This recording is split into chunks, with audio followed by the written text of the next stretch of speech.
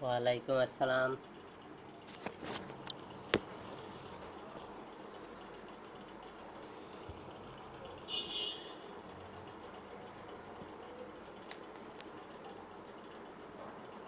প্রিয় শিক্ষার্থীবৃন্দ, আশা করি তোমরা সবাই ভালো আছো, সুস্থ আছো এবং নিরাপদে আছো। তোমরা সবাই নিরাপদে থাকো, সুস্থ থাকো এই কামনা করি। আজকে আমরা অণুজীব বিজ্ঞান এবং অণুজীবীয় জৈব প্রযুক্তি, মাইক্রোবায়োলজি অ্যান্ড মাইক্রোবিয়াল বায়োটেকনোলজি, এই পেপারের কন্ট্রোল অফ মাইক্রো অর্গানিজমস, অণুজীব নিয়ন্ত্রণ, এই পেপারটা নিয়ে আলোচনা করব। ওয়ালাইকুম আসসালাম। হ্যাঁ, আমি মহান সৃষ্টিকর্তার কৃপায় ভালো আছি। আশা করি তোমরা সবাইও ভালো আছো এবং সুস্থ আছো।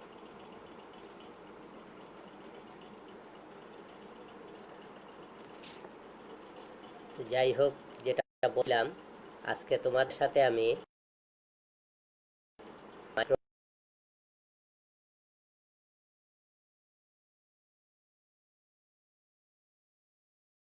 জীববিজ্ঞান এবং অণুজীবীয় জৈব প্রযুক্তি, এই পেপারের কন্ট্রোল অফ মাইক্রো অর্গানিজমস অর্থাৎ অণুজীব নিয়ন্ত্রণ, এই পেপারটা নিয়ে আলোচনা করব। আজকে এই পেপারটার আমরা অণুজীব নিয়ন্ত্রণ বলতে কি বোঝায় সেটাই যদি যাই, সমস্ত এর সংখ্যা অথবা এর কার্যকারিতা হ্রাস করা বা হওয়াকেই অণুজীব নিয়ন্ত্রণ বা কন্ট্রোল অফ মাইক্রো অর্গানিজমস বোঝায়। তাহলে কন্ট্রোল অফ মাইক্রো অর্গানিজমস বলতে আমরা বুঝি যে সকল অণুজীব রয়েছে তথা ক্ষতিকর অণুজীব, তাদের সংখ্যা এবং তাদের কার্যকারিতা হ্রাস করা বা হওয়াকে অণুজীব নিয়ন্ত্রণ তথা কন্ট্রোল অফ মাইক্রো অর্গানিজমস বোঝায়। অণুজীব নিয়ন্ত্রণের প্রধান কারণগুলো কি সেটা যদি আমরা আলোচনা করি, অণুজীব নিয়ন্ত্রণের প্রধান কারণ হলো এরা রোগ এবং সংক্রামক রোগ বিস্তার করে, তাই তাদেরকে বাধা প্রদান করা, অপ্রত্যাশিত এবং কলুষিত অণুজীবের বৃদ্ধিতে বাধা প্রদান করা এবং বস্তুর গুণগত মানের অবনতি ও নষ্টকরণকৃত অণুজীবের বিস্তারে বাধা প্রদান। তাহলে অণুজীব নিয়ন্ত্রণের প্রধান কারণ হিসাবে আমরা তিনটা কারণ উল্লেখ করতে পারি। যে সকল অণুজীব রোগ সৃষ্টি করে এবং সংক্রামক রোগ বিস্তারে সহায়ক, তাদেরকে বাধা প্রদান করা, অপ্রত্যাশিত এবং কলুষিত অণুজীব যেগুলো আছে তাদের বৃদ্ধিতে বাধা প্রদান করা এবং যে কোনো বস্তুর গুণগত মানের অবনতি এবং সেই বস্তু নষ্টকরণের জন্য জড়িত অণুজীবের বিস্তারে বাধা প্রদান। বিভিন্ন শারীরবৃত্তীয় প্রক্রিয়া বা রাসায়নিক এজেন্ট দ্বারা ক্ষতিকর অণুজীবকে বিদূরিত করা, বাধা প্রদান করা বা মেরে ফেলা যায়। অর্থাৎ ক্ষতিকর অণুজীবগুলোকে বাধা প্রদান করা বা দূর করা অথবা মেরে ফেলার জন্য আমরা শারীরবৃত্তীয় এজেন্ট বা শারীরবৃত্তীয় প্রক্রিয়া অথবা রাসায়নিক এজেন্ট ব্যবহার করে এই কাজ। এখন অ্যান্টিমাইক্রোবিয়াল এজেন্ট কিভাবে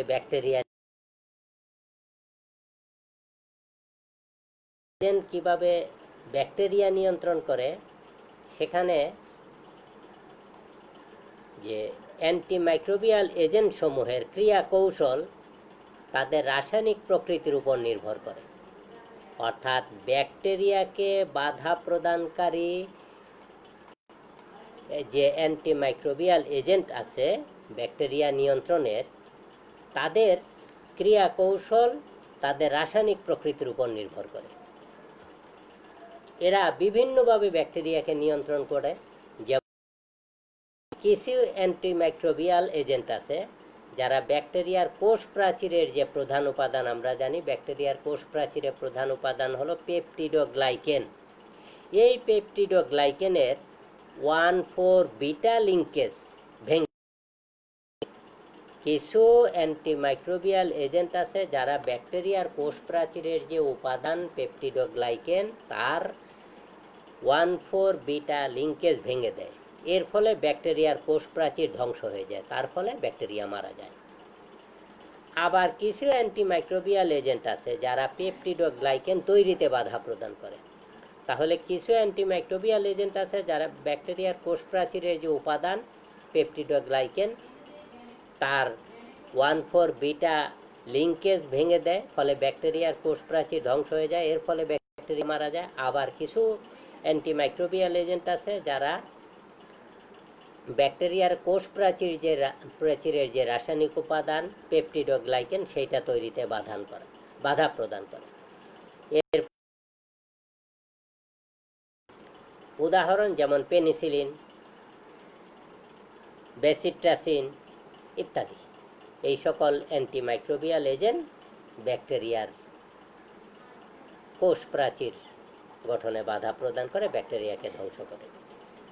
কিছু কিছু অ্যান্টিমাইক্রোবিয়াল এজেন্ট আছে যারা অণুজীবের নিউক্লিক অ্যাসিড সংশ্লেষণে বাধা দেয়। অর্থাৎ কিছু অ্যান্টিমাইক্রোবিয়াল এজেন্ট আছে যারা অণুজীবের যে বংশগতি উপাদান তথা নিউক্লিক অ্যাসিড এগুলা সংশ্লেষণে বাধা প্রদান করে। যেমন নিওমাইসিন, যেটা অণুজীবের আরএনএ সংশ্লেষণে বাধা দেয়। আবার মাইটোমাইসিন, যেটা ডিএনএ সংশ্লেষণে বাধা দেয়। কিছু অ্যান্টিমাইক্রোবিয়াল এজেন্ট আছে যারা ডিএনএর পিউরিন এবং পাইরিমিডিন বেস সংশ্লেষণে প্রতিবন্ধকতা সৃষ্টি করে। অর্থাৎ অণুজীবের ডিএনএর যে নাইট্রোজেন গঠিত ক্ষারীয় যৌগ পিউরিন এবং পাইরিমিডিন বেস, সেটা সংশ্লেষণে প্রতিবন্ধকতা সৃষ্টি করে।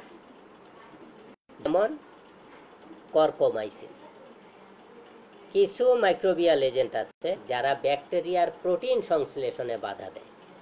যেমন টেট্রাসাইক্লিন, ক্লোরামফেনিকল, এই সকল অ্যান্টিমাইক্রোবিয়াল এজেন্ট ব্যাকটেরিয়ার প্রোটিন সংশ্লেষণে বাধা দেয়।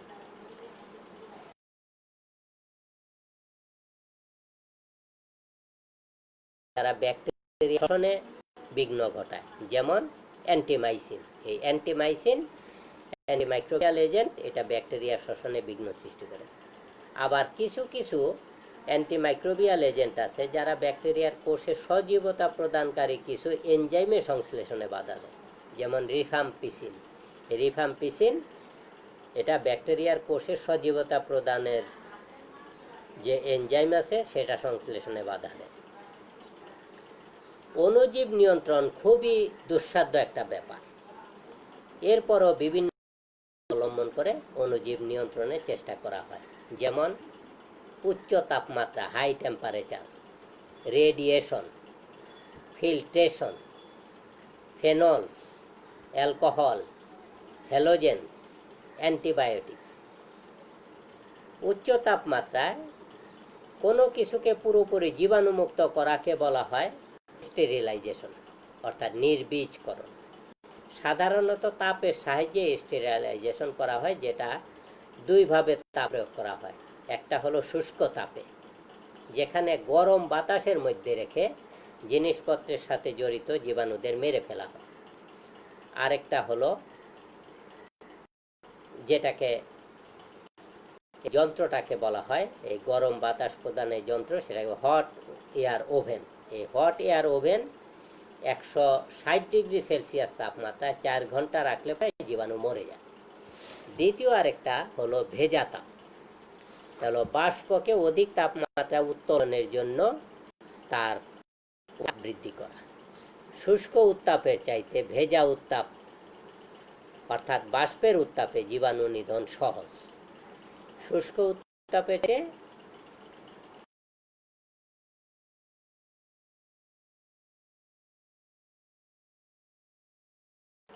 অ্যানথ্রাক্স ব্যাকটেরিয়ামের স্পোর মেরে ফেলতে হলে তাকে 140 ডিগ্রি সেলসিয়াস তাপমাত্রায় গরম বাতাসে অর্থাৎ শুষ্ক উত্তাপে রাখতে হয় 3 ঘন্টা। অপরদিকে বাষ্পের মাধ্যমে তাকে 101 ডিগ্রি সেলসিয়াস তাপমাত্রায় মাত্র 10 মিনিটে মেরে ফেলা যায়। অটোক্লেভের সাহায্যে এই পদ্ধতিতে অণুজীব মুক্ত করা হয়, অর্থাৎ এই পদ্ধতির যন্ত্রের নাম হলো অটোক্লেভ। আমাদের যে উচ্চ তাপমাত্রা যেটা বলেছি দুইভাবে প্রয়োগ করা হয়, একটা হলো শুষ্ক তাপ যেটা হট এয়ার ওভেনের সাহায্যে করা হয়, যেটা অটোক্লেভ যন্ত্রের সাহায্যে করা হয়ে থাকে। দ্বিতীয় হলো রেডিয়েশন। রেডিয়েশন এর জীবাণু নিধন ক্ষমতা খুব বেশি। দুইটা উপায়ে এই রেডিয়েশন প্রক্রিয়ায় জীবাণু নিধন করা হয়। একটা হলো ইউভি রে, অর্থাৎ 265 ন্যানোমিটার তরঙ্গ দৈর্ঘ্যের আল্ট্রাভায়োলেট রশ্মির প্রভাবে অধিকাংশ জীবাণু মারা যায়। আরেকটা হলো আয়োনাইজিং রেস। সাধারণত দুই ধরনের রেডিয়েশন ব্যবহার করা হয়, একটা হলো গামা রশ্মি এবং খুবই উচ্চ ক্ষমতা সম্পন্ন ইলেকট্রন প্রবাহ।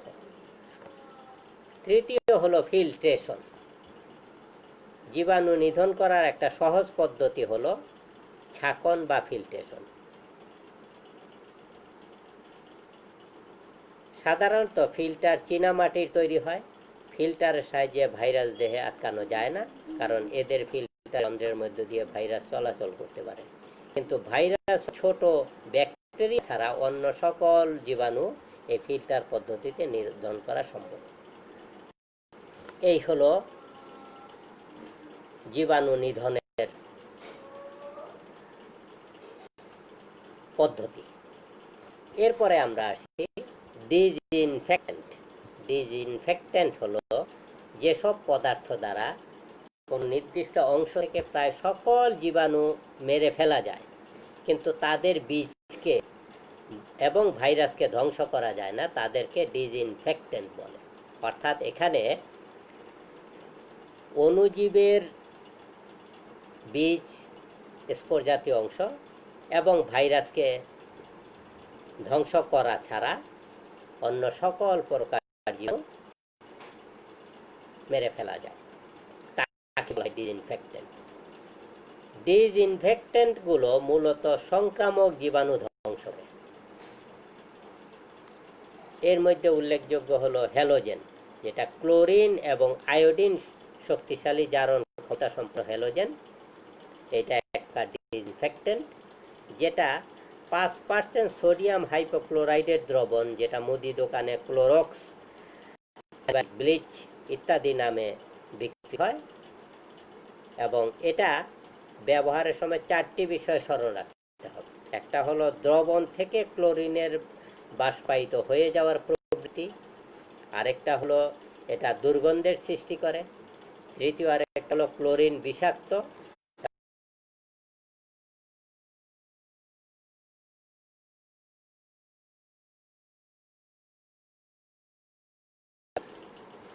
যেটা ক্যালসিয়াম হাইপোক্লোরাইডের 0.5 থেকে 5% জলীয় দ্রবণকে,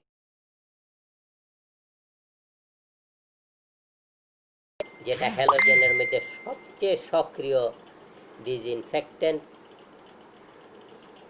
এটা খুবই ব্যয়বহুল, এই জন্য এটার ব্যবহার তুলনামূলকভাবে কম।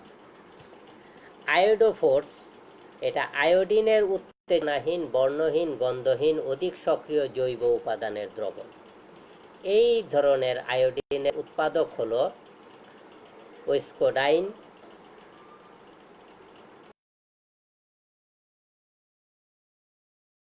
এটি খুব তাড়াতাড়ি ব্যাকটেরিয়া, মোল্ডস এবং কতিপয় ভাইরাসকে ধ্বংস করতে পারে।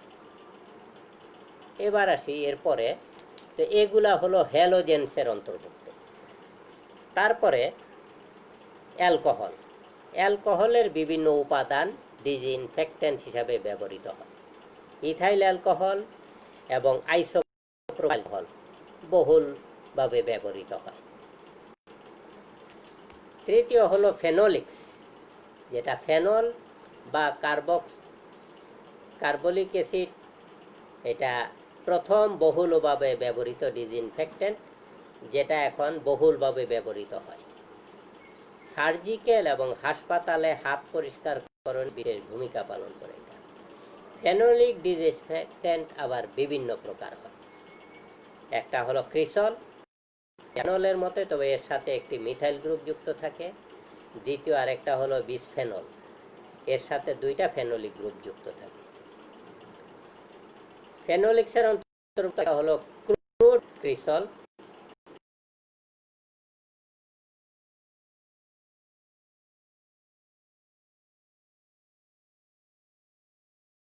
মুক্ত রাখার জন্য ডিসইনফেক্ট্যান্ট হিসেবে ব্যবহৃত হয় এবং এটা 1 থেকে 5% ঘনত্বে ব্যবহার হয়।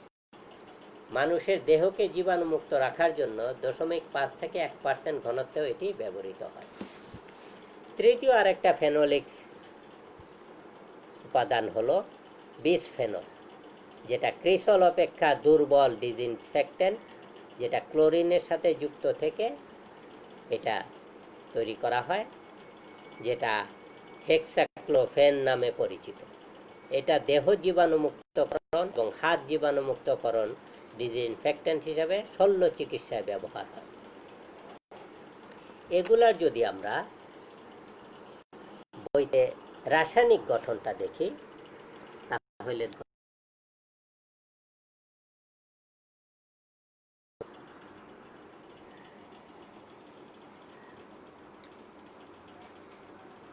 এইটা হলো হেক্সাক্লোরোফেন বা বিসফেনলের রাসায়নিক গঠন।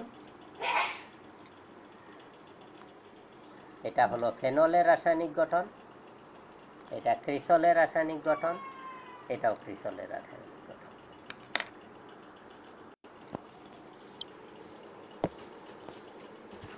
এরপরে আছে রং, ডাইস।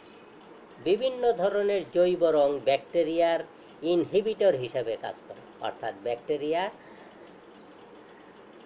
প্রতিরোধকারী হিসাবে বিভিন্ন ধরনের রং ব্যবহার করা হয়। বিশেষ করে ফিনাইল মিথেন রং এবং বিভিন্ন ধরনের অ্যাক্রিডিন যৌগ ব্যবহার করা হয়ে থাকে। ট্রাইফিনাইল মিথেন রিং, এর মধ্যে উল্লেখযোগ্য হলো ম্যালাকাইট গ্রিন, আমরা ল্যাবরেটরিতে ব্যবহার করে থাকি, ব্রিলিয়ান গ্রিন, ভায়োলেট বা মিথাইল ভায়োলেট বা জেনসিয়ান ভায়োলেট, যেটা আমরা ল্যাবরেটরিতে গ্রাম পজিটিভ ব্যাকটেরিয়া মেরে ফেলার কাজে ব্যবহার করি।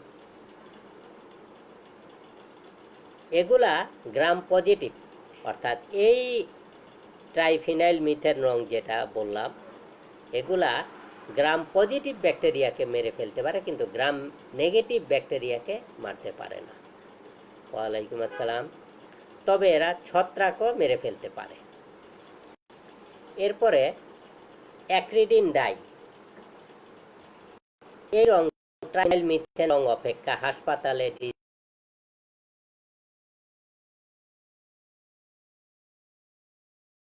উপযোগী। এরা গ্রাম নেগেটিভ অপেক্ষা গ্রাম নেগেটিভ ব্যাকটেরিয়ার উপর অধিক সক্রিয়, গ্রাম নেগেটিভ ব্যাকটেরিয়ার উপরে সক্রিয়, গ্রাম পজিটিভ ব্যাকটেরিয়ার উপরে বেশি সক্রিয়। তারপরে আসি অ্যান্টিবায়োটিক। আমরা জানি অ্যান্টিবায়োটিক শব্দ অর্থ জীবনের বিরুদ্ধে, অর্থাৎ একটা জীব কর্তৃক নিঃসৃত রাসায়নিক পদার্থ অন্য জীবের বৃদ্ধি বা তাকে ধ্বংস করে, তাই হলো অ্যান্টিবায়োটিক। এটা জটিল জৈব যৌগ, এদের পাওয়া যায় বিভিন্ন প্রকার ছত্রাক, অ্যাক্টিনোমাইসিটিস এবং ব্যাকটেরিয়া থেকে। ওয়াক্সম্যান 1945 সালে এই অ্যান্টিবায়োটিকের সংজ্ঞায় বলেছেন, কোনো জীবাণু দেহ নিঃসৃত জটিল জৈব বস্তু যা তার নিজের জন্য ক্ষতিকর নয়, কিন্তু খুব লঘুমাত্রাতে অন্য কোনো জীবাণু বা জীবাণু সমূহের ক্ষতি করতে পারে। আবার 1993 সালে পেলজার এবং অন্যান্যরা অ্যান্টিবায়োটিকের সংজ্ঞায় বলেন, অণুজীব থেকে উৎপন্ন বিপাকীয় বস্তু যা অল্প পরিমাণে অণুজীবের বিরুদ্ধে কার্যক্ষম তাকে বলে অ্যান্টিবায়োটিক। আলেকজান্ডার ফ্লেমিং এর মতে যে সমস্ত জীবাণু সৃষ্ট রাসায়নিক যৌগ স্বল্প মাত্রায় এক বা একাধিক জীবাণুকে ধ্বংস বা জীবাণু বৃদ্ধি প্রতিহত করতে সক্ষম তাদেরকে অ্যান্টিবায়োটিক্স বলে। অর্থাৎ অ্যান্টিবায়োটিক এক প্রকার জীবাণু ধ্বংসকারী বা নিরাময়কারী ঔষধ। আমরা জানি 1929 সালে আলেকজান্ডার ফ্লেমিং প্রথম অ্যান্টিবায়োটিক আবিষ্কার করেন। উনি পেনিসিলিয়াম নোটাটাম থেকে পেনিসিলিন নামক অ্যান্টিবায়োটিক আবিষ্কার করেন। এবার আমরা যদি কয়েকটা অ্যান্টিবায়োটিকের রাসায়নিক গঠন দেখি, যেগুলোর সাথে আমরা, একটা হলো আমরা পেনিসিলিন জি নাম শুনে থাকি, বেনজাইল, যার রাসায়নিক গঠন হলো এটা। আমি আর ছবি আঁকলাম না, বইয়ের ছবিটাই দেখাচ্ছি। পেনিসিলিন জি এর রাসায়নিক গঠন। অপরদিকে অ্যাম্পিসিলিন অ্যান্টিবায়োটিকের সাথেও আমরা পরিচিত, যার রাসায়নিক গঠন হলো এটা। তারপরে টেট্রাসাইক্লিন, বহুল পরিচিত আরেকটা অ্যান্টিবায়োটিক, যার রাসায়নিক গঠন হলো এটা। এই হলো গুরুত্বপূর্ণ তিনটা অ্যান্টিবায়োটিকের রাসায়নিক গঠন।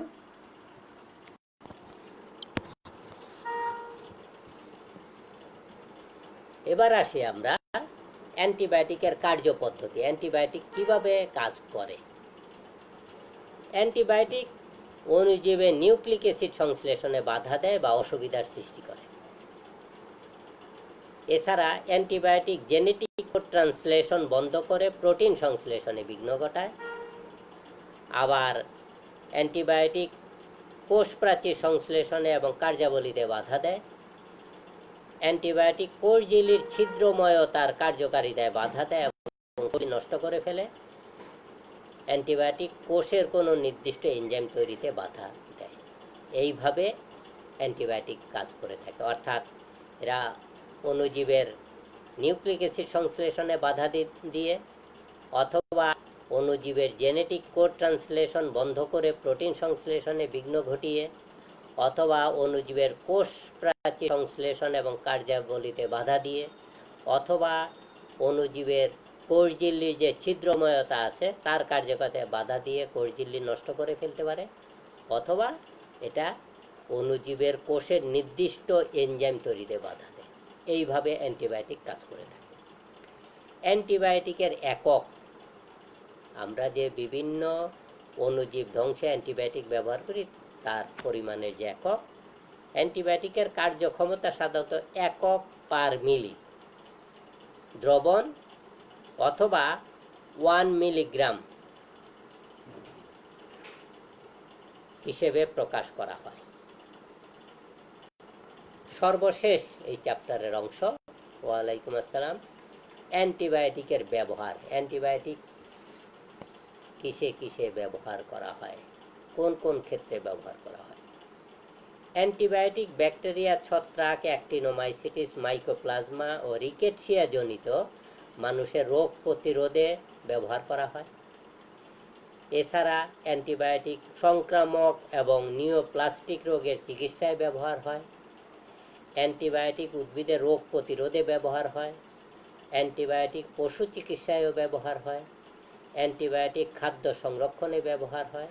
অ্যান্টিবায়োটিক উদ্ভিদ রোগের চিকিৎসায় ব্যবহার হয়। এই সকল ক্ষেত্রে অ্যান্টিবায়োটিক ব্যবহার করা হয়ে থাকে। অর্থাৎ মানুষের বিভিন্ন রোগ সৃষ্টিকারী অণুজীব, যেটা ব্যাকটেরিয়া, ছত্রাক, অ্যাক্টিনোমাইসিটিস, মাইকোপ্লাজমা বা রিকেটসিয়া দ্বারা সৃষ্ট, তার বিরুদ্ধে অ্যান্টিবায়োটিক ব্যবহার করা হয়। এছাড়া মানুষের সংক্রামক এবং নিওপ্লাস্টিক রোগের চিকিৎসায় ব্যবহার করা যায়। উদ্ভিদ রোগ প্রতিরোধেও অ্যান্টিবায়োটিক ব্যবহার করা হয়। বিভিন্ন পশুর, গবাদি পশুর চিকিৎসায় অ্যান্টিবায়োটিক ব্যবহার করা হয়ে থাকে। বিভিন্ন প্রকার খাদ্যদ্রব্য সংরক্ষণে অ্যান্টিবায়োটিক ব্যবহার করা হয়ে থাকে এবং উদ্ভিদ যদি কোনো রোগে আক্রান্ত হয় সেই রোগের চিকিৎসায় অ্যান্টিবায়োটিক ব্যবহার করা হয়ে থাকে। এই হলো মোটামুটি অ্যান্টিবায়োটিকের ব্যবহার। এই ছিল আমাদের কন্ট্রোল অফ মাইক্রো অর্গানিজম তথা অণুজীব নিয়ন্ত্রণ। তাহলে এখানে সার সংক্ষেপে আবার একটু বলে যাই যে এই চ্যাপ্টারের কি আলোচনা করলাম এবং তার মধ্যে উল্লেখযোগ্য কি করতে হবে সেটা হলো, প্রথমে অণুজীব নিয়ন্ত্রণ কি সেটা সম্পর্কে জানতে হবে। তারপরে অণুজীব নিয়ন্ত্রণের প্রধান কারণগুলো কি, যে তিনটা কারণ বলেছি আমরা, সেই তিনটা কারণ। অণুজীব নিয়ন্ত্রণের কি কি এজেন্ট ব্যবহার করা হয়, আমরা বলেছি সেটা শারীরবৃত্তীয় এজেন্ট, শারীরবৃত্তীয় প্রক্রিয়া বা রাসায়নিক এজেন্ট। এরপরে ব্যাকটেরিয়া নিয়ন্ত্রণে অ্যান্টিমাইক্রোবিয়াল এজেন্ট কিভাবে কাজ করে সেটার আমরা মোট 6টা আলোচনা করেছি। উদাহরণ হিসাবে penicillin, bacitracin, neomycin, mitomycin, carbomycin, tetracycline, chloramphenicol, rifampicin ইত্যাদির কথা উল্লেখ করেছি। আবার অণুজীব নিয়ন্ত্রণের বিভিন্ন পদ্ধতি উল্লেখ করেছি আমরা, যেটা এখানে 7টা পদ্ধতি: উচ্চ তাপমাত্রা, radiation, filtration, phenol, alcohol, halogen এবং অ্যান্টিবায়োটিক। এগুলো আমরা সংক্ষেপে আলোচনা করেছি। যেখানে উচ্চ তাপমাত্রার মধ্যে আবার 2টা প্রক্রিয়া উল্লেখ করেছি আমরা, শুষ্ক তাপ এবং ভেজা তাপ। এছাড়া রেডিয়েশন, যার মধ্যে আবার 2টা আছে, একটা হলো ইউভি রেডিয়েশন আর একটা হলো আয়োনাইজিং রেডিয়েশন। ফিল্ট্রেশন আলোচনা করেছি। এর মধ্যে আবার ডিসইনফেক্ট্যান্ট সম্পর্কে আলোচনা করেছি। ডিসইনফেক্ট্যান্টের মধ্যে আছে হলো হ্যালোজেন। হ্যালোজেনের আবার কয়েকটা প্রকার আমরা উল্লেখ করেছি: ক্লোরাইড অফ লাইম, আয়োডিন, আয়োডোফোর্স, আর আরেকটা হলো হ্যালোজেন হলো আরেকটা হলো অ্যালকোহল ডিসইনফেক্ট্যান্ট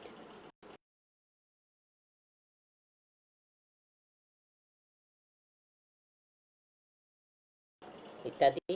চতুর্থ ডিসইনফেক্ট্যান্ট হলো রং, যার মধ্যে 2টা প্রকার আমরা আলোচনা করেছি: ট্রাইফিনাইল মিথেন রং এবং অ্যাক্রিডিনডাইন। সর্বশেষ আলোচনা করেছি অ্যান্টিবায়োটিক। অ্যান্টিবায়োটিক কি, এটা বিভিন্ন বিজ্ঞানী যে সংজ্ঞা প্রদান করেছেন, তারপরে এটা প্রথম আবিষ্কারক এবং প্রথম আবিষ্কৃত অ্যান্টিবায়োটিকের নাম সেটাও আলোচনা করেছি। কয়েকটা অ্যান্টিবায়োটিকের রাসায়নিক গঠন দেখিয়েছি, এখানে 3টা: পেনিসিলিন, জি, এমপিসিলিন, টেট্রামাইসিলিন, টেট্রাসাইক্লিন, এই 3টার। এছাড়া অ্যান্টিবায়োটিক কিভাবে কাজ করে, অ্যান্টিবায়োটিক যে ব্যবহার করা হয় তার একক কি ইউনিট হিসাবে ব্যবহার করা হয়, এবং সর্বশেষ আলোচনার বিষয়। তো যাই হোক, এই হলো আমার আলোচ্য বিষয়। এখন যদি এই চ্যাপ্টারে তোমাদের কারো কোনো প্রশ্ন, কোনো কিছু জিজ্ঞাসা বা কোনো কিছু জানার থাকে বলতে পারো। এখানে আমি তোমাদের প্রশ্ন তোমরা কমেন্ট বক্সে উল্লেখ করো, আমি উত্তর দেব। এই ফাঁকে আমি অতি সংক্ষেপে কোন কোন পয়েন্টগুলি তোমাদের পড়তে হবে, অতি সংক্ষিপ্তর মধ্যে পড়তে অণুজীব নিয়ন্ত্রণ কি বা অণুজীব নিয়ন্ত্রণ বলতে কি বোঝায়। তারপরে আসতে পারে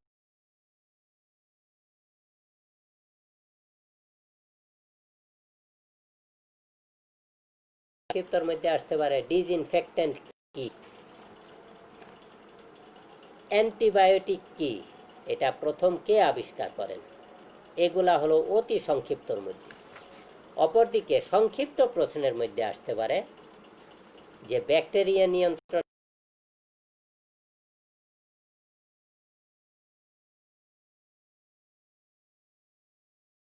এছাড়া সংক্ষেপে অণুজীব নিয়ন্ত্রণের যে ডিসইনফেক্ট্যান্ট আছে, ডিসইনফেক্ট্যান্ট সমূহ সংক্ষেপে আসতে পারে। অ্যান্টিবায়োটিক কি, অ্যান্টিবায়োটিক কিভাবে কার্যকর,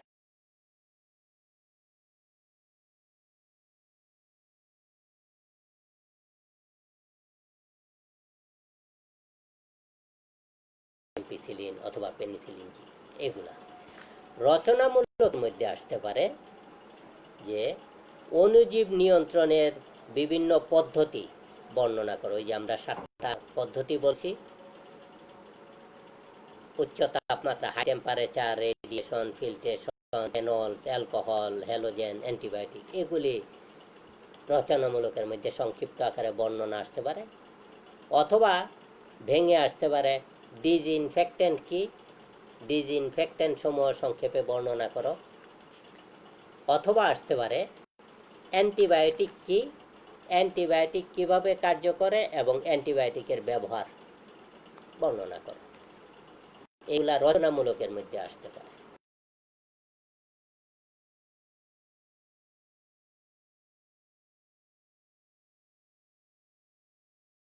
গুরুত্ব দিয়ে পড়বে সেটা আলোচনা করলাম। এখন তোমাদের কার কোনো প্রশ্ন বা কোনো কিছু জিজ্ঞাসা বা জানার থাকলে বলতে পারো। চ্যাপ্টারটা খুব বেশি বড় না, ছোটই আছে, থাকলে বলো।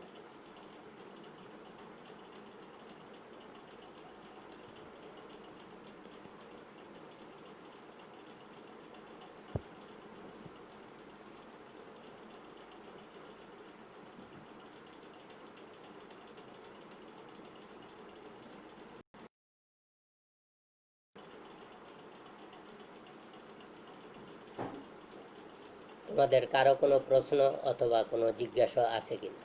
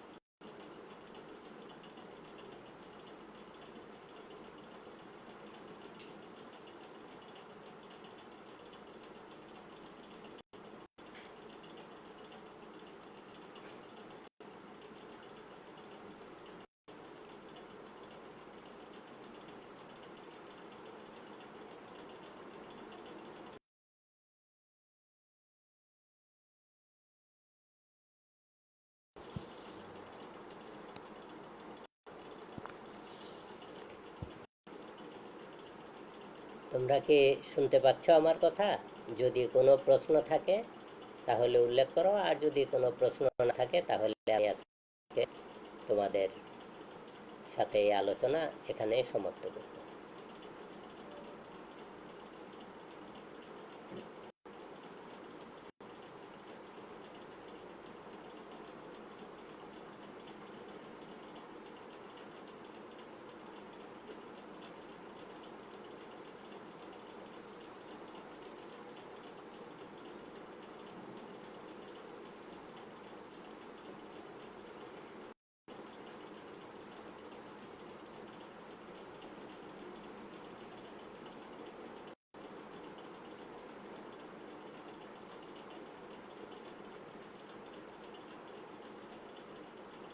আমার মনে হয় তোমাদের